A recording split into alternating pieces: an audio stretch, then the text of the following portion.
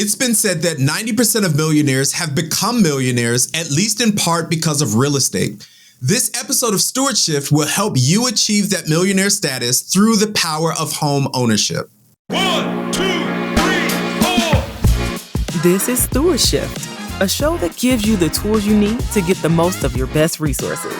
Your money, your mind, your body, your time. Welcome back to the Steward Shift Show. My name is Troy Solomon Levy, and I am your host. Today, we're talking about a topic that's very near and dear to my heart, and that's home ownership.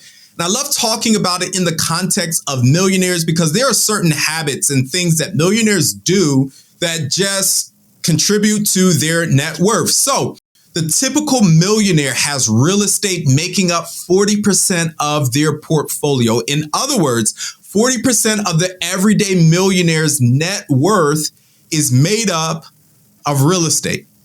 That should tell us something. Now, this isn't to say that there's something wrong with renting. There's nothing wrong with renting at all, especially if you're in a particular season of life or if there's a certain situation that calls for renting. But owning a home is just great, especially for the long-term growth of your finances. So here are 5 reasons why owning a home is a lot better than renting your living situation. So the first reason why owning a home is better than renting one is that homes increase in equity.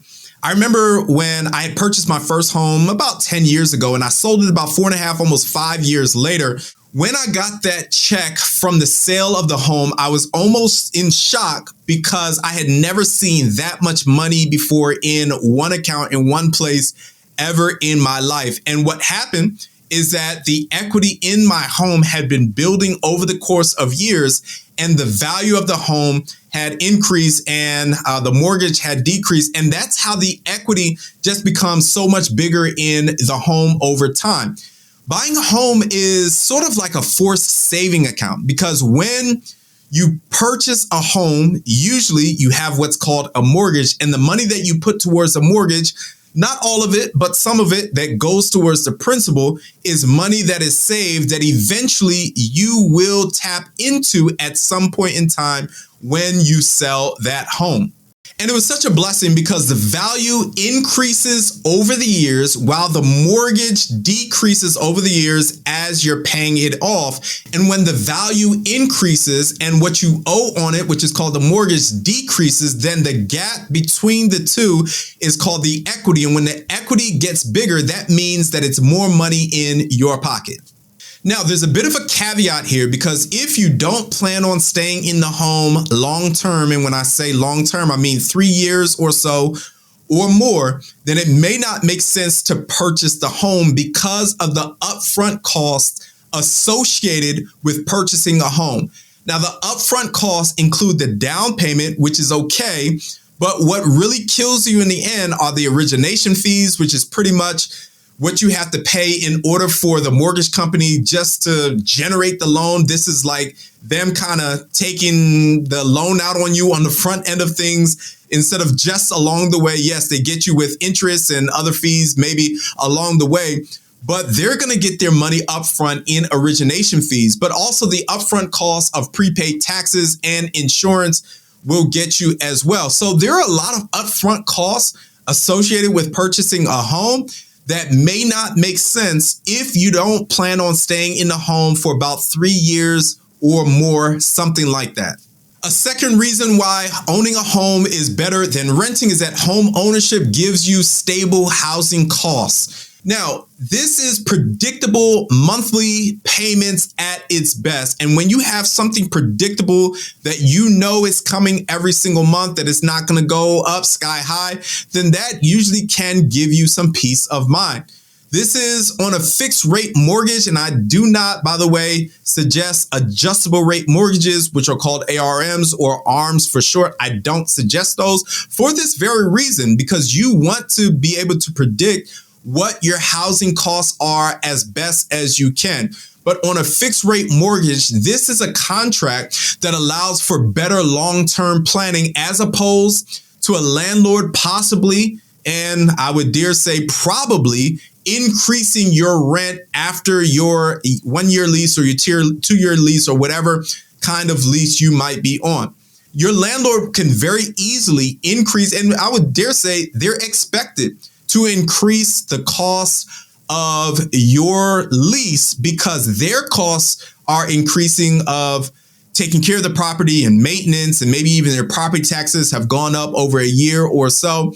So they're expected to increase the cost of their lease. When you're on a fixed rate mortgage, nothing is going to go up except for your property taxes might go up very, very slightly. But when it comes to your principal and your interest, those are fixed costs for the duration of the loan term. Whatever that loan term is, you are getting a predictable fixed rate contract that you know you'll have to pay every single month, and that will not increase except for the taxes and maybe the insurance, but they won't increase by much over year over year. They just won't increase by much. Also, when it comes to stable housing costs, you'll pay a lot less in the long run when you own the home versus renting the home. So just imagine with me, you have two single family homes, one that you rent and one that you own. This is the exact same home, the exact same features. Like these homes are one and the same.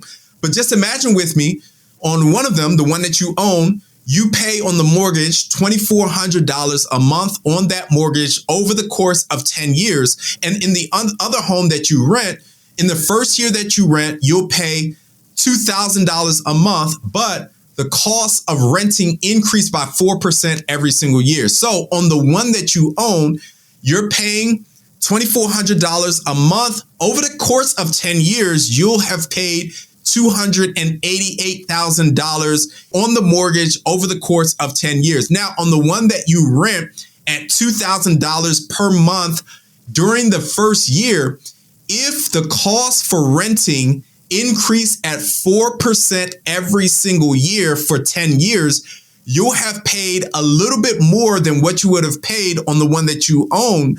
You'll have paid $288,146 over the 10 years because the costs have increased at 4% every single year. And the kicker is you'll have no equity in the one that you had rented at all. Where the one that you had bought, you'll have equity because the value of it has increased over the course of those 10 years, while the mortgage that you've been paying, especially on the principal, has been going down more and more every single month, every single year that you've owned it. So that gap, which is called the equity between the value and what's owed on it, gets bigger and bigger every single year. And that's the value of having a stable housing cost as well as the home increasing in equity. Check out my other videos on real estate and home ownership for more information. A third great thing of owning your home instead of renting it is that you can customize your home any which way you want. That's something that you don't have when you rent your home. You could possibly do it if your landlord gives you permission to do it, but I'm not quite sure how great of a thing it would be to add on or to renovate or to paint or do any kind of improvement on someone else's home instead of a home that you own. You would be increasing their equity and their net worth instead of increasing yours. But when you own your own home, any additions or any kind of renovation that you do to that home increases your home's value, which in turn increases your home's net worth. And when you customize it for yourself when you own instead of customizing it for somebody else. A fourth reason why owning is better than renting is the versatility of home ownership. I know that some people really love the flexibility that renting gives them. So especially if you work in certain sectors of society, especially if you're in the military or some other sectors that require you to up and move at a moment's notice, I get it. The flexibility is very, very valuable. But when you own a home and maybe you don't work in those certain sectors of society, having the versatility of home ownership, especially in the long run, not necessarily a short term, but long term versatility is really great. Here's what I mean. When you own a home, you can either live in it, you can rent it out, you can pass it on to one of your relatives or any other beneficiaries, or you can sell it and get that equity back. The versatility of it is really, really great. When you rent, you really don't have the versatility of things that you could do with that home, even if it offers you the best flexibility in the short term. Versatility in the long term, especially if you don't work in those certain sectors, is really, really great. And the fifth and last reason why owning is better than renting is that home ownership allows you to eventually live mortgage free. Look, I can't wait to live mortgage free. Like, imagine life with no housing payments at all. You don't have rent to pay. You don't have a mortgage to pay. Yes, you will almost always have taxes and insurance to pay. That's just going to be a thing. But that's nowhere near not having to pay rent or a mortgage. Those are going to be the vast majority, like the big bulk of your housing costs. Just imagine with me what you would do. In fact, comment below right now what you would do without any kind of housing costs. You don't have to pay rent. You don't have to pay the mortgage. Like, what would you do? What kinds of vacations would you go on? Where would you go? What kinds of things would you support with the money that you'll now earn with having no housing costs? What would you do? Where would you go? What would you buy?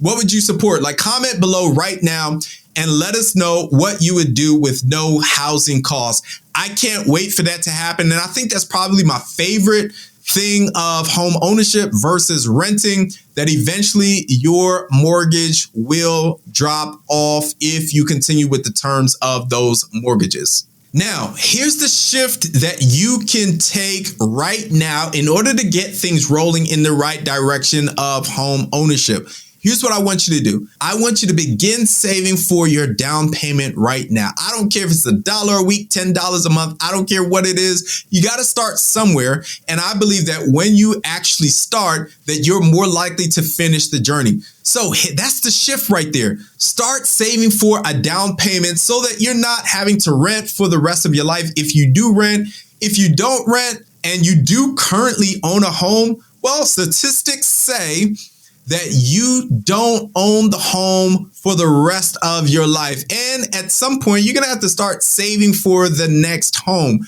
which is okay. You might get the vast majority of the down payment for your next home from the sale of your current home, which is great, but you're gonna wanna have to save for some furniture or do something with that new home. Start saving right now so that your next home can be a great blessing for you and you can shift yourself in the right direction. Again, check out my other videos on real estate and home ownership for more information and more inspiration.